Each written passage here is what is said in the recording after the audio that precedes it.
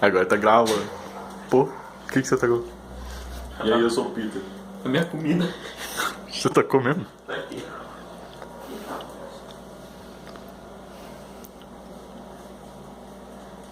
O que não acho engordar, né, mano? É a vida, mano. Cadê a minha comida? Pô, você comeu minha comida, velho. Ah, não, fui eu que perdi.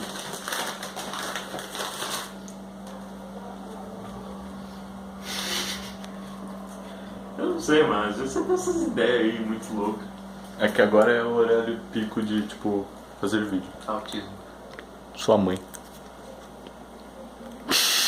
What the Isso fuck? vai pro Face, você é um viadão. Viado não. Eu esqueci a palavra. É viadão.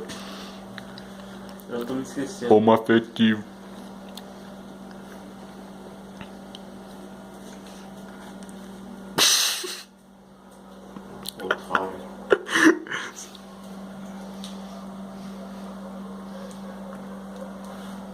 Vocês viram meu cabelo? Lindo, né? Uma merda. Cala a boca. Boca?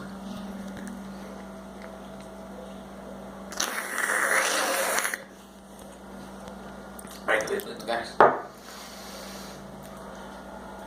Obviamente que a gente tá bebendo Jurupinga. uma bebida preta, né? O Jamel. Não é Coca-Cola, obviamente, vocês estão alucinando, né? Que é Coca-Cola.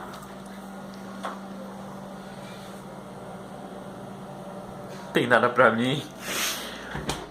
Eu não sei, mano. Como é que dizer, não tem nada, velho? Não tem nada. Vamos filmar o pé do Vinícius. Pô, mano, meu pé não, mano. Tem estupador de pé, mano. Não faz isso. Estuprador de pé, bom.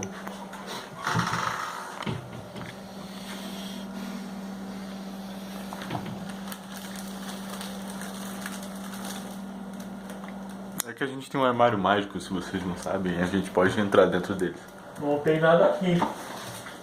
Quem entendeu a referência entendeu, né? Eu não entendi. Porque, pô, isso.